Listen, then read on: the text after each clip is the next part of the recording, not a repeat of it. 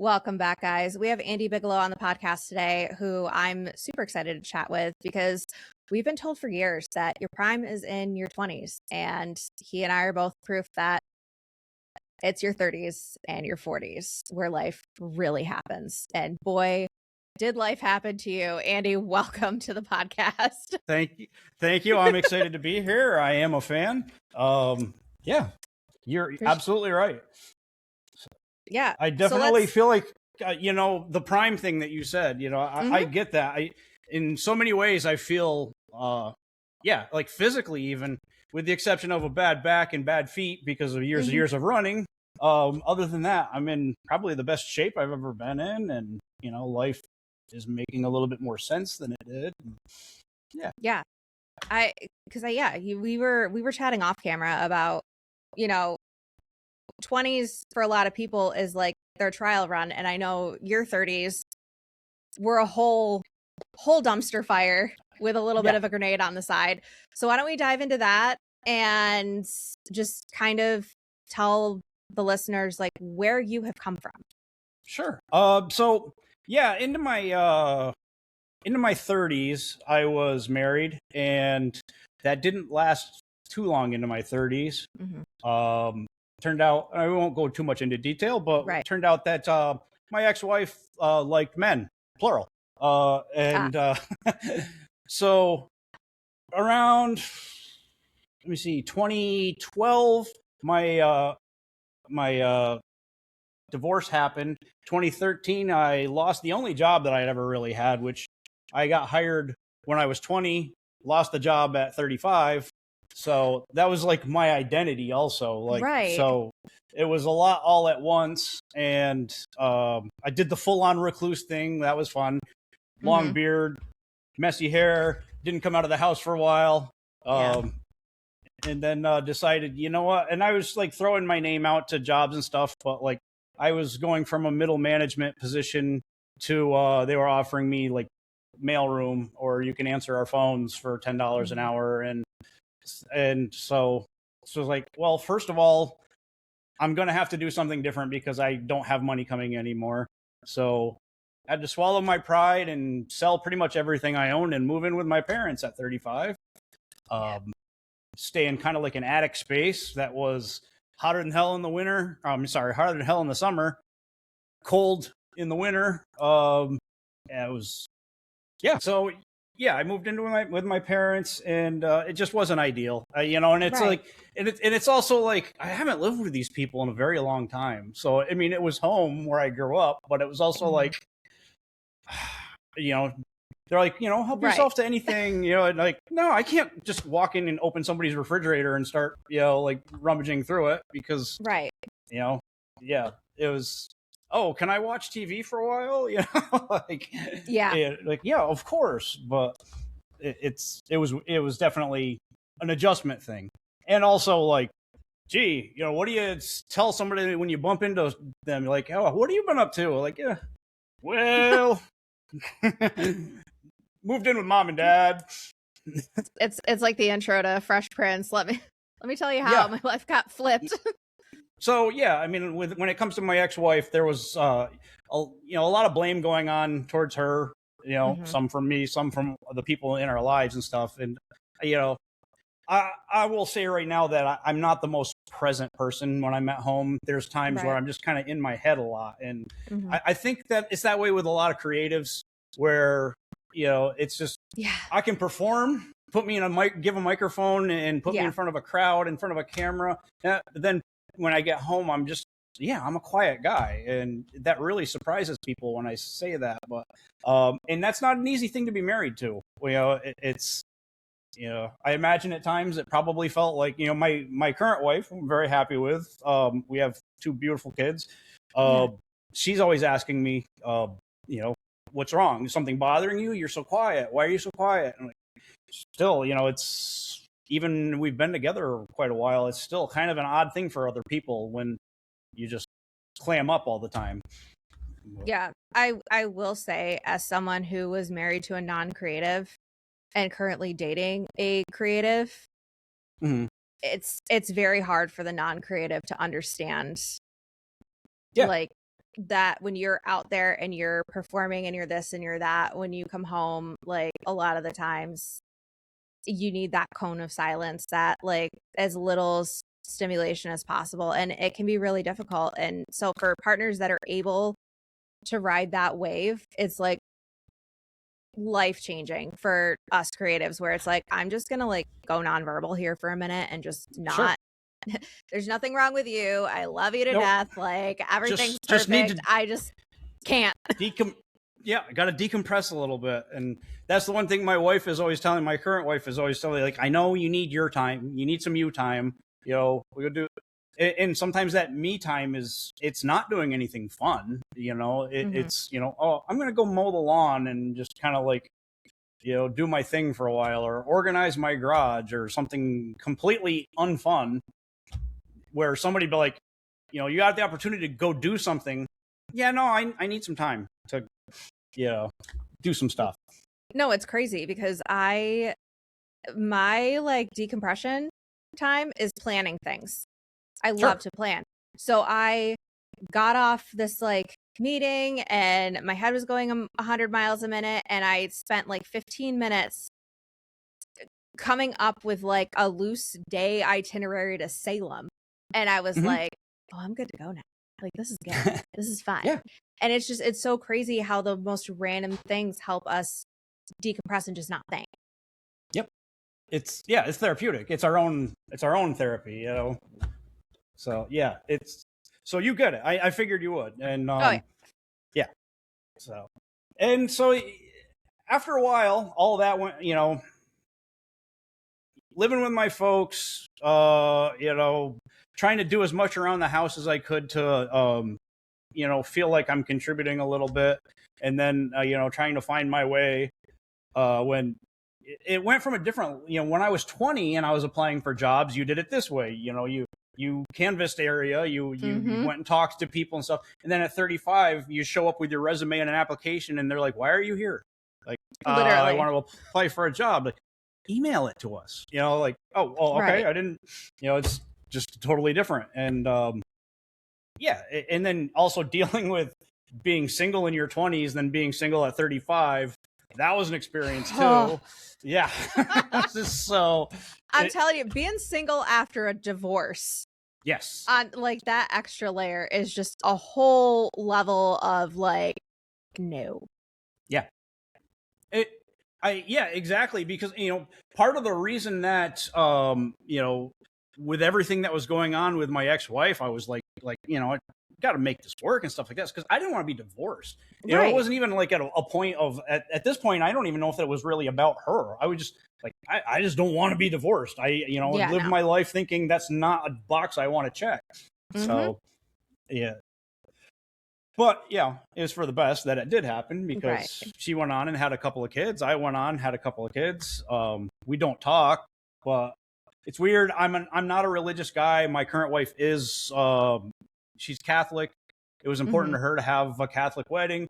That meant that I had to reach out to my ex-wife and basically get permission. I've heard that.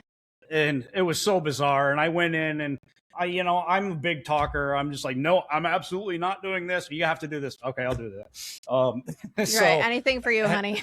Right. So I had to reach out and say, hey, here's the situation. And of course she was like, absolutely, I'll sign anything you want. And so we talked after 10 years. That was the conversation. A little bit of a catch up, but yeah.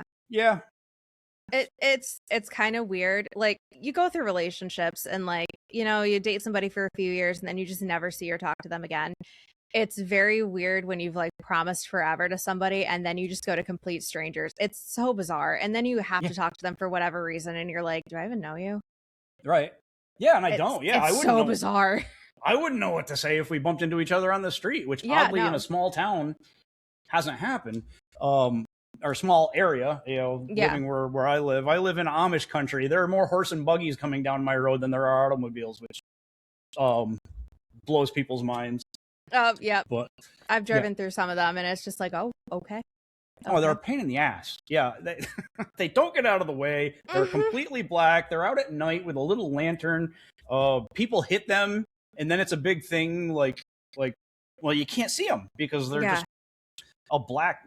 Anyways, yeah, Amish country. When I'm a runner, and I was thinking of this the other day because the road was just paved, and I was thinking, Mm-hmm. the great part about being a runner is being sarcastic is dodging all the horse shit in the road because I don't want to get it on my new shoes that I got.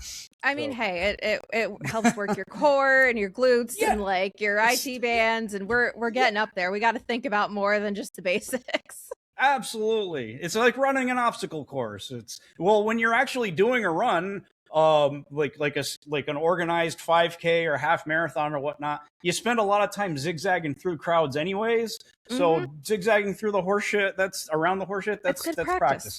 Yeah. Exactly. You get it. So walk me through living in your parents' house and just being like, it can't get worse than this. And where did you find the spite, the gusto, the whatever to be like, I got to push through this and I got to see the other side of this? So I remember very clearly, it was just get till lunch. I'd wake up in the morning and I'd do stuff like, all right, we'll get to lunch and then I'll be able to like make some food or whatnot. And then, that'll occupy a little bit of my time. And then it was like, okay, I got through lunch and it's like, all right, maybe find a TV show or something that you can binge on for a couple hours.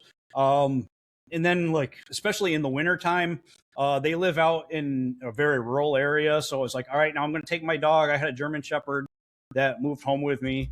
And they had about 40 acres. And like, we're going to go out into the woods and just go for a walk. And that was our daily routine. So like, get to lunch, go for our walk, then just get to supper. And then it's like, and then it was like a lot of drinking, it's like, but then I had a rule. You can't start drinking until 7 because I didn't want to have a problem, which I did because I was doing it every night at 7. But I was like, all right, make it till 7, crack one open. All right. And then and then wake up the next morning with one shoe on in bed and, not remembering that I played Madden football for 2 hours with earphones just blaring the whole time. So, and you can only do so much of that. Yeah. And then I was like, okay, gotta do something. The jobs aren't landing. I started doing some research. I reached out to the college that I got my first degree in, and they were like, I worked with some people there, and I said, here's my transcript, and they're like, well, you're about a year away from getting your IT degree. I had a business degree already. I was like, well, let's do that. So I signed up, got went through the year, worked out that my uncle worked for a local BOCES supporting schools. Yep. And he was retiring in about a year. And so I went and did that, got my degree. And then he put in a good word for me. I applied. And I was able to basically go into a role working for that BOCES organization, working in schools. Really surreal because I started working at my old school. So here in Northern New York, in the area that I live, most of the schools are K-12. Yeah. So my mom's from a very small town that it is one building and K through 12. Yeah, and I went to there were like 350 students in the school that I went to, and that's kindergarten through senior. And I got transferred to that school right off the bat, exactly 20 years from the time I graduated myself. So that was strange. Luckily, there was a janitor that worked there that remembered, okay, what year did you graduate? Okay, instead of room, because I didn't know any but room numbers, they change every few years. Yeah. Okay, so you want to go to Mr. So-and-so's room. That used to be his room. Like, oh, okay. So that was like so helpful. So yeah, and that's where the rebuild started, really. I guess it started in college, you would say that, but it was refreshing to know because I was really down on myself. And also, like I said, I'm a person that definitely takes as much of the blame as I can because I realize stuff goes on, but it can't always be other people's fault, Right. And so I'm like riddled with guilt, some of it warranted, some of it probably not. really just down on myself. So even while I was going through school, I graduated. I got a little letter saying, hey, you've graduated actually at the top of your class. Here's a cord, white rope thing. And people in my life were like, well, go to your graduation. It's like, I'm not going to my graduation. I don't want any of the attention.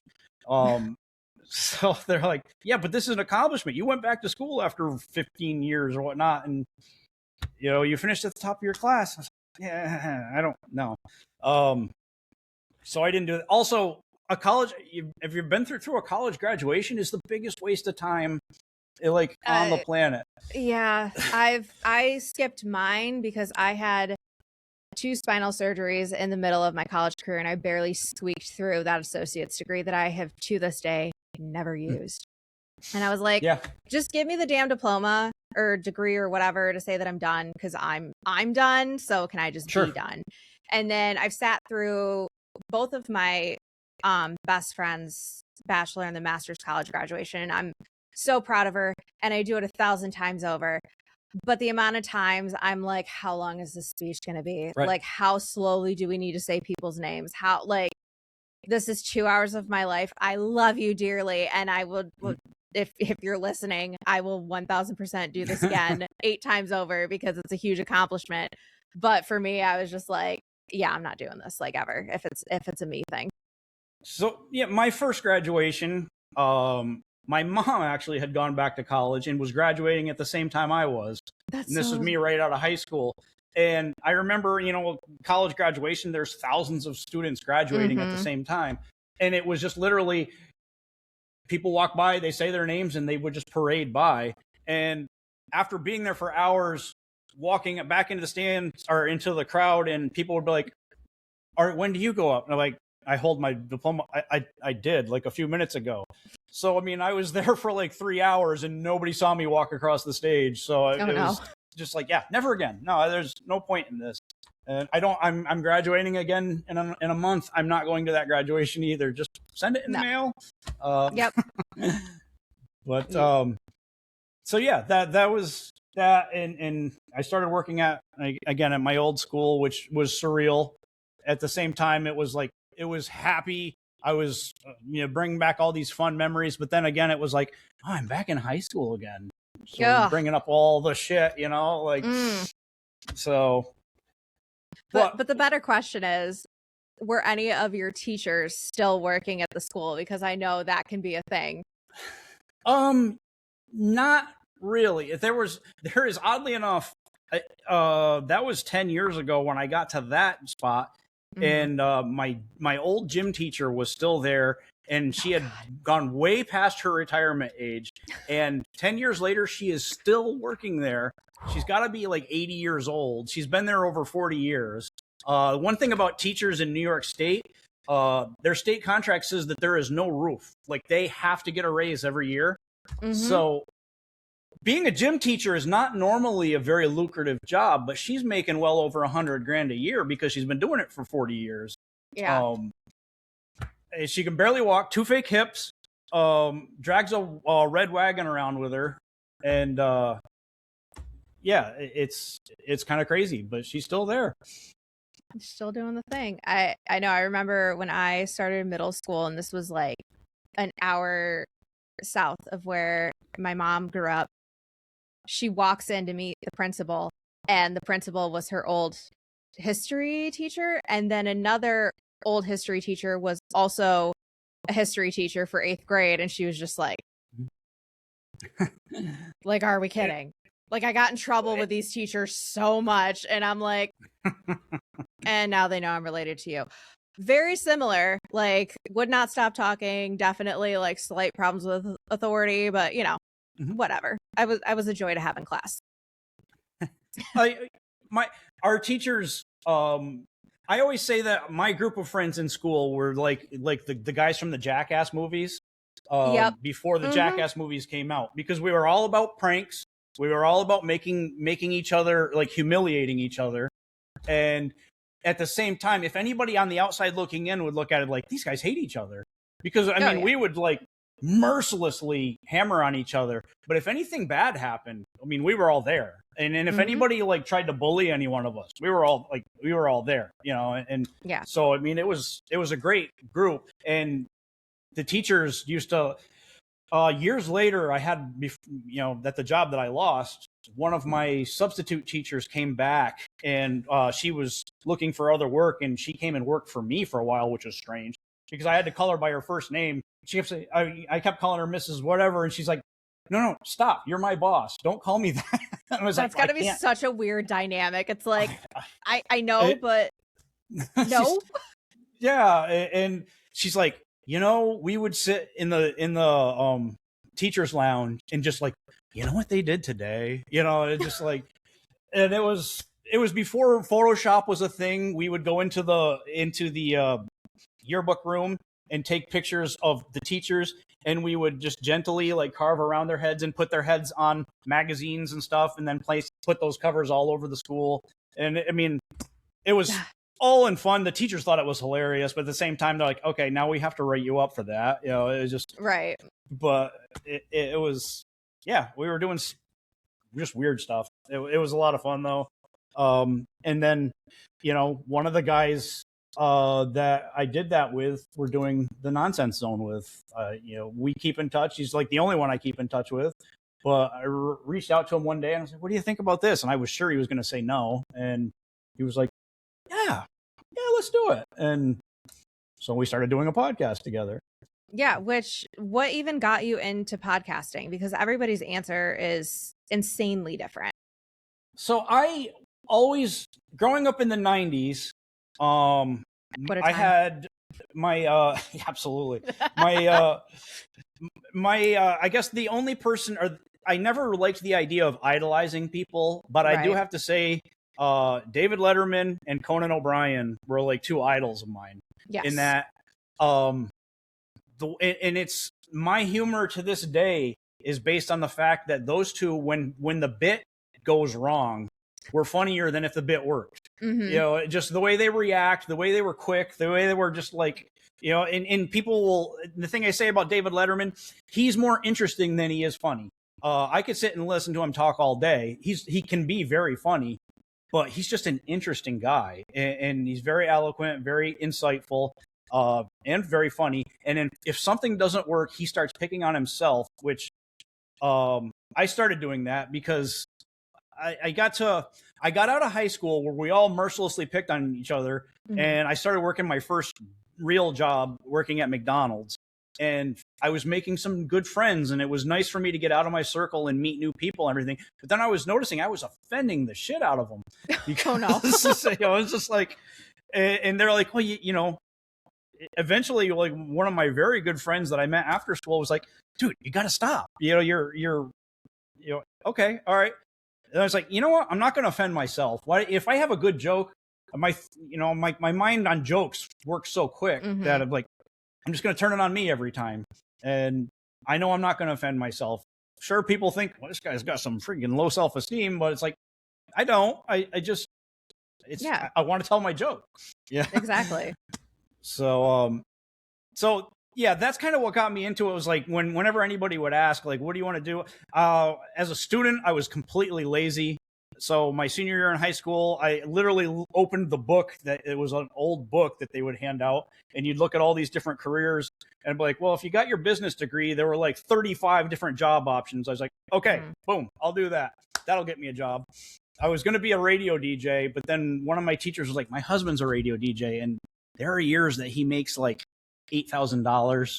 Yeah. Like on the year. I'm like, okay, maybe I don't want to do that. So, but anybody asked me, what do you want to do? I was like, well, Letterman's not going to be around forever. You know, I could take over his job. And same with Conan. You know, I love Conan O'Brien. He was the same as Letterman, but also completely crazy, you know, which I also love. And those two made me want to just make people laugh. And it took me a long time to figure out what a podcast would look like. And I got to tell you, even when I talked to my co-host Len about doing this podcast, I was like, well, you know, it's going to be good because we'll be able to do this and this. And I was listing off all these like good things. Like I wasn't always the nicest person. It's a good time to like make up for some of the bad things I've done in life and like that. And yeah, it's nothing like that. Nope. It's just us. Just we get together and we just, we're offensive and very RPG, R-rated, sophomoric, juvenile stuff. Yeah. Yeah. But how does that work with like today's day and age, like with cancel culture and that kind of thing? Like, have you guys gotten negative feedback, or have you kind of found your people? We haven't gotten negative feedback. Sometimes our biggest thing, sometimes we don't get any feedback, and we're like, are we doing something right? Are we doing something wrong? We just kind of want to hear something. I will say that it's been difficult planning shows, because I'm a planner. I like to come into an episode with, this is our outline. These are all the points we're going to hit. And Len doesn't watch TV. He doesn't like sports.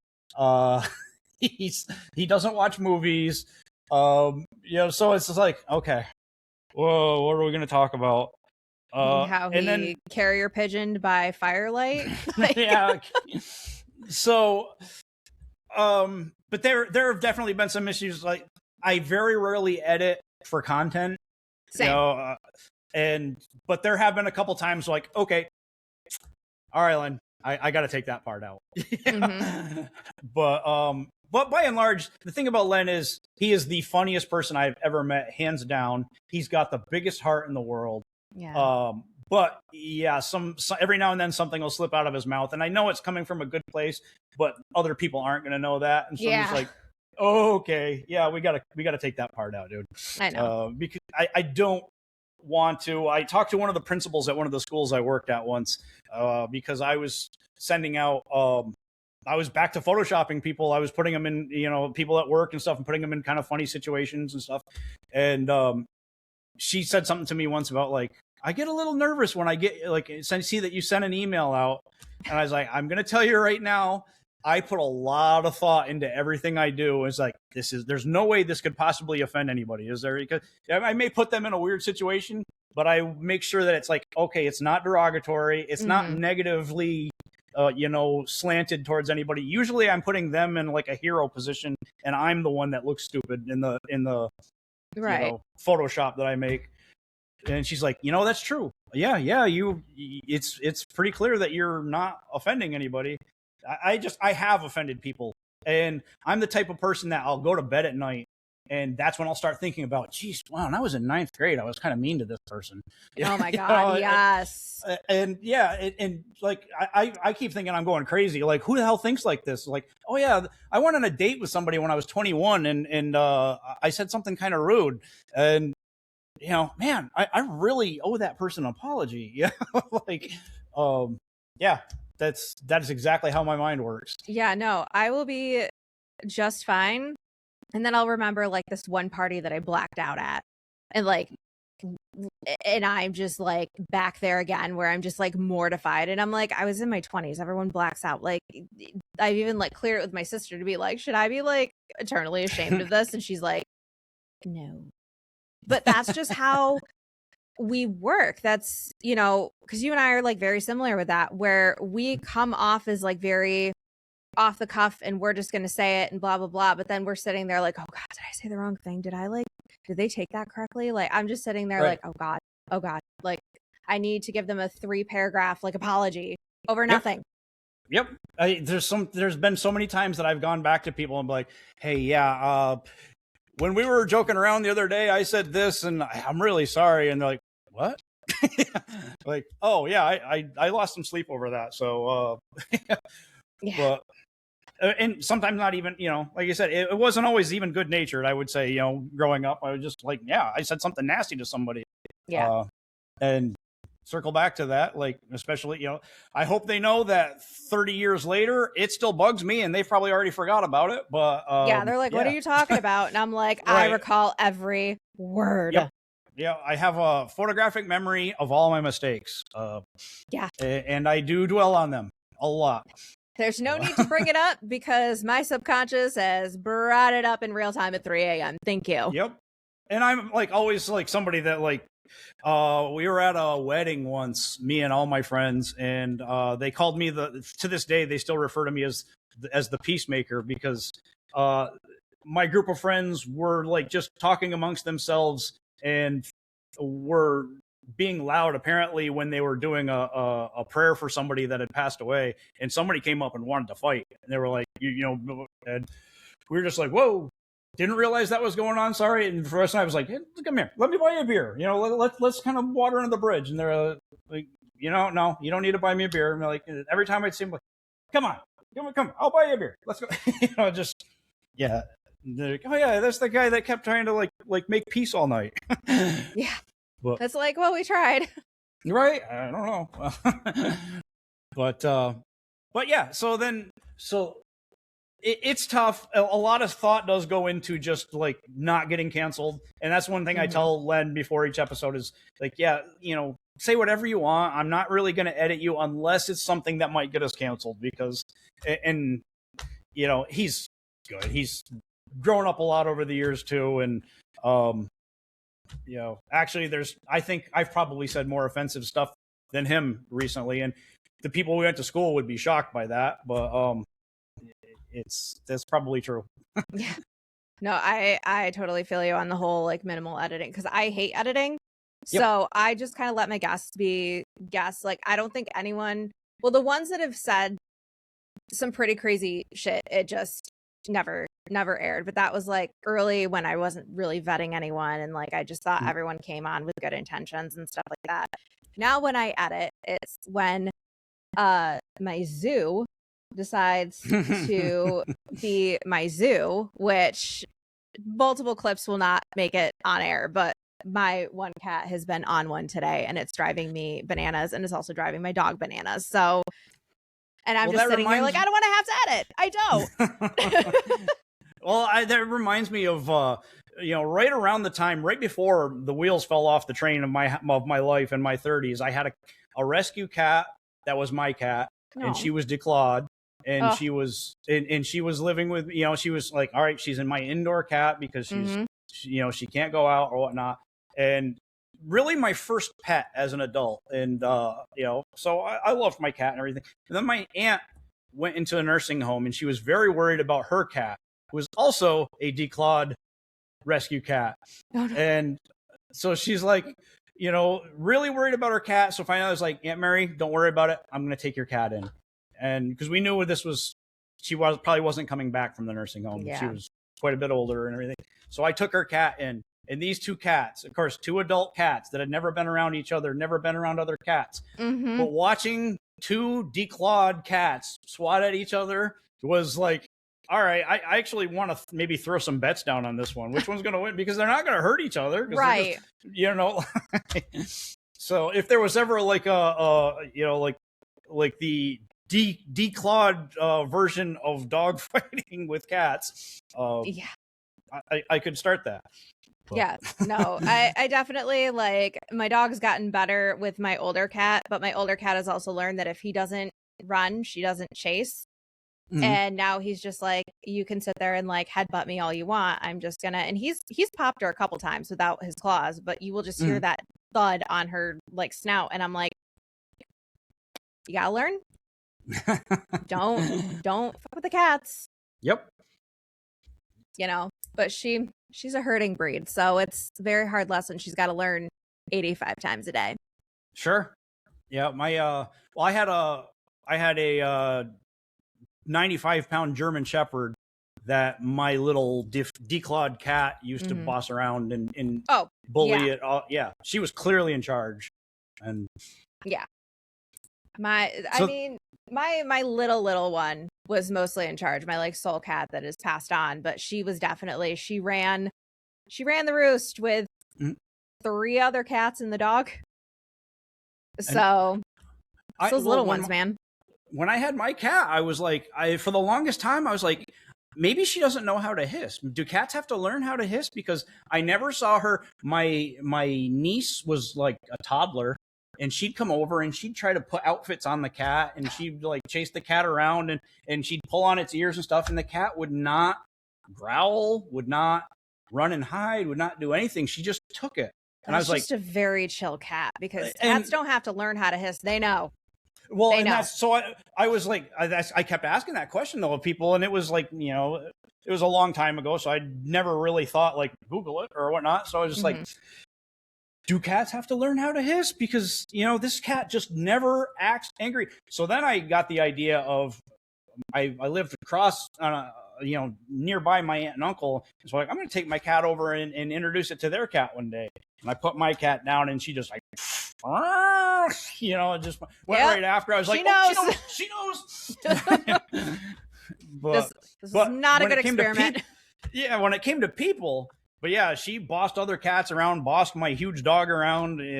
She was in charge, but not aggressive towards people whatsoever. Oh, thank God. Especially with like little kids, you're always just like, oh God, even if we teach them what to do, like, are they going to do something that's going to cause the cat to like...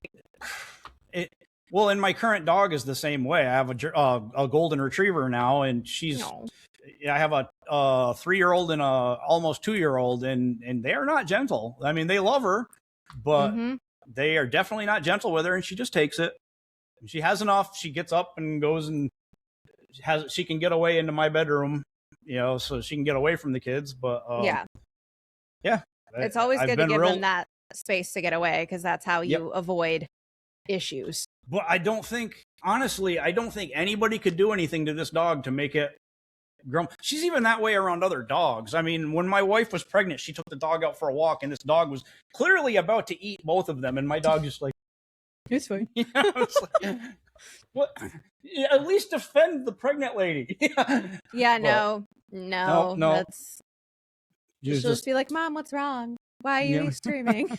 It's like, okay. So, yeah, if anybody breaks into my house, be prepared to get licked, so. Frankly, as someone that has a very affectionate dog, that would make me nope out of the house faster than anything. Probably, is an overly because just like, stop touching me. Yeah. No, I need some space. Yeah. When we have company over, she'll like clam right up to them and just lick them and stuff like that. And eventually it's like, come on, leave them alone. There's one thing to kiss them. They don't want to make out. Does your dog do the lean? Because every golden retriever that I have met at the dog park will come over and just sidle up to you and then just like put their entire body weight and just lean into you. And I'm like, this is great. I've been chosen. Sometimes she'll sit on your foot, but she definitely leans. And that's definitely claiming you. That's a thing that they do. I'm just over here like, go on, because the owners are always like, I'm so sorry, and I'm like, I don't care. Right. Well, we used to. I live in a village, in which is pretty new to me. But I used to let the dog out with an invisible fence. But then she's not the brightest dog, and so she'd yelp right through the invisible fence. And people walking by would have to stop and pet her and stuff. And I'm like, some people just want to walk by. They don't want to have to get harassed by a dog. So that way I built in a fenced-in yard for her in the back. But, see, I think my dog would, because like I have her e-collar trained just to like have like that extra layer of control over her, because Aussies are very stubborn breeds, and she's mixed with border collie, so like kill me. Oh yeah. But I've always known that an invisible fence is not going to happen, and cat in question from 10 minutes earlier is now in frame. So this is I've had him since he was 6 weeks old, and it shows, because he's trying to find my zipper at all times so he can crawl in my skin. Oh, okay. Yep. So who needs kids when I have an overly like clingy cat? Like, you can get touched out from your animals too. I promise you that one. But yeah. So yeah, there's all my cat history and my other history. But literally, when we were talking about planning the podcast, and I wasn't sure it just hit me one day. I'm watching the news, and Alaska Airlines flight 1282 was an instance where the door flew off of an airplane while it was, I think, descending. And just something about that news story, when the newscaster was saying that the force was so violent and so strong that it even pulled the shirt off a guy, I lost it.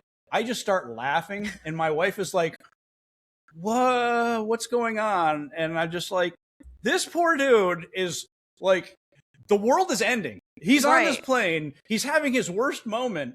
And here I'm picturing it's got to be like a dad bod or somebody, like, it can't be somebody like ripped or whatnot like that. So it's got to be somebody that like would be embarrassed if their shirt got ripped off. So instead of like just being scared, there goes your dignity too, because you're like, oh. And so it's like, nope. There's my news story. There's what our first episode's going to be about. I called Len. I was like, we're going to start the podcast. We're going to talk about this poor friggin' guy that lost his shirt. And, and we were able to take that. And, we have segments. When I can't come up with anything, my fallback is always funny news. And sometimes the news isn't funny. It's just our spin on it. But I don't know. I feel like lately the headlines are writing themselves. Pretty much, yeah. And you don't have to do too much. You just gotta like go on Google and see top stories of the day, and you're like, that one. Pretty much. I do try to avoid politics because I don't want to cut my audience in half, and I don't want to be defending my positions. But you can Florida man Google and find plenty of material. Yes, and I do Florida. I actually. The Reddit Florida Man page is some I pull from a lot, especially when I was going to Florida against my will. And I was like, I've got to go to this place. And I was like, for weeks, that was one of the premises of the show was, all right, this place that I have to go, Florida, let's do some news from Florida. And it was always like a naked man that robbed a store or attacked somebody and it took me back to high school. No, I didn't. No. But so yeah, and that made it real easy. And then we just like again making trying to come up with different again, when your co-host doesn't do like any of the normal things people do, content is he did like the big tentpole movies. We had a great bit about Titanic once. Where oh my God. So the thing about Titanic, the movie Titanic, it was all from Rose's point of view. Very true. So yep. of course, she's telling this story about the time that she was engaged and she hooked up with some rando on a boat. And of course, it's going to be Leonardo DiCaprio, and he was an artist and whatnot. I was like, what if this guy was just a drooling idiot? And like every time he opened his mouth, he just embarrassed the hell out of her. And we just went with that, and that was one of our more fun episodes, just talking about the different scenarios. I mean, that could work. I know a lot of us that like to romanticize the men we're involved with. That when we look back after the fog is cleared, we're like, yeah, oh, what? Wait, we did what in the back of one of those cars? It's like I. Literally like spun out about a situationship one time, and after the fog cleared, I was like, this guy didn't even like Creed. What the hell was I obsessed with him over? How can I like Creed? I know. I'm like, that should have been the first deal breaker. Didn't like Amy Lee's voice and didn't like Creed, and I was like, and I crashed out for months. So I say that jokingly that I haven't heard a new song since 2002. But I got to say, I love Evanescence. They seem to be gaining a little traction again these days. They're touring, and they just dropped a new album, which is very reminiscent of their first two albums, which is making me excited because I love me some classic OG Evanescence. Oh yeah, absolutely. But I have a question for you on because I follow you on Instagram and stuff, and I see you're into metal. So growing up, to me, metal always was, the conversation started with Metallica. They're not even metal anymore, are they? Aren't they like classic rock now? I'm going to get canceled by the metal community as a whole. I don't like Metallica. Okay. See, that's kind of... That's kind of what I was thinking. Yeah. I grew up on Bon Jovi, Def Leppard, all of the 80s hair bands, and then obviously like the pop punk emo scene, but not so much like the straight up emo scene. It was more like the hard rock. I got into Breaking Benjamin and Disturbed and Stained, and like I basically went the straight divorced dad rock. So route. those are great bands. Now when I think of metal, I think of the Oh yeah, voice, and I'm always like, that's my shit right there. Is it okay? I don't that's like the old guy in me is coming out, because it was like, I mean, I love like the hard rock, I guess you would call it now. Right. Back in the day, it might have been, some of it might have been considered metal, but it was, and now then it's kind of like been bumped down a ladder as things have gotten more and more. But no, I literally was at Lorna Shore a couple of months ago and had the time of my life. I'm going to see Wage War in November. Like, everyone's like, you can't understand the words. And I was like, Google is free. Look them up and just feel the vibes. Okay. That is my calming music. Like, I have to literally, like, my playlist for the gym is straight up like 2000s hip hop and stuff like that, because my metal playlist actually just makes me want to like decompress. And I'm like, I got to get pumped up at the gym. Like, this doesn't pump me up. This relaxes me, which probably says a lot about me as a person, but here we are. I commented recently that my go-to gym is the Rocky IV soundtrack. I did see that. I did. Yeah, they don't let you like react to it without like posting another story. And I'm like, I'm not doing that. No. It wasn't worth it. It wasn't worth the reaction. But I got a bunch of recommendations, and I was like, do I personally message everyone to say that I got it? I did get it. If you're seeing this, I got it. I saw it. So I'm kind of half-assed in training right now for. I'm a runner. I've done, not a serious runner. I've done 4 half marathons. I like to do 5Ks. I've done none of those, so I'd say you're a pretty serious runner. So there's one I like to do called the Boilermaker, and that's because there's free beer at the end of it every year in Utica.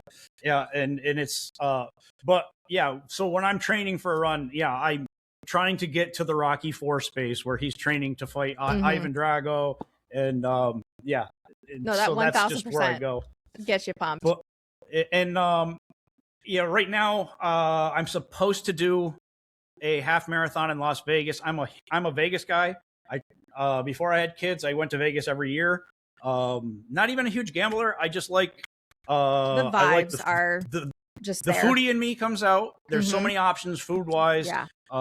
People watching, absolute people watcher. That's the best place in the world to people watch. Oh my god. So it's just a lot of fun. The pools, I love the pool scenes. Where and I get to feel like a big shot because the waiters and waitresses, they want to be tipped, so they remember your name. Oh, Mr. Bigelow, would you like anything else? But yeah, big shot here.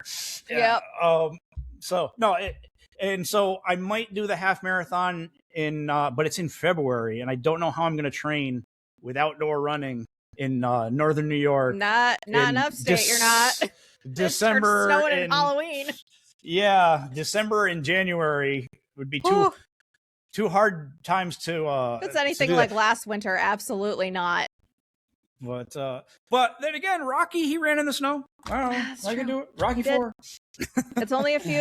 It's just an hour of your life, just extra layers, I suppose.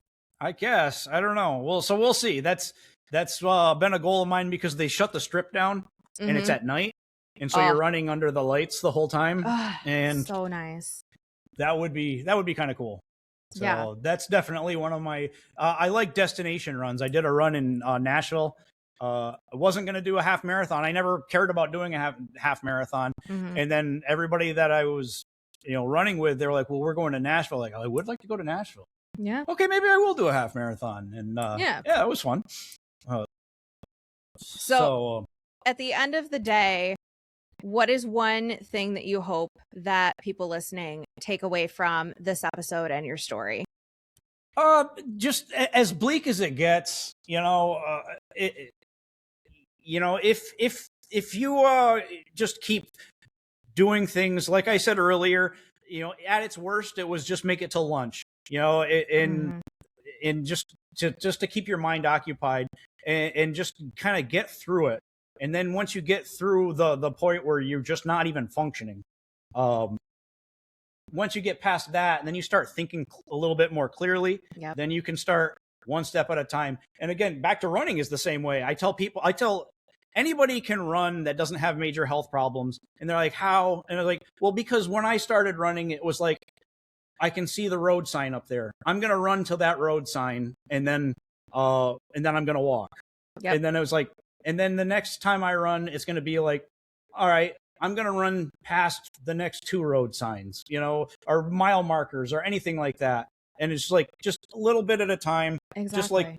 Just like going through a rough time, it's all about building up to it. And that's that. And I hope other people take from it that there's a show called The Nonsense Zone on nonsensezone.show is our website. And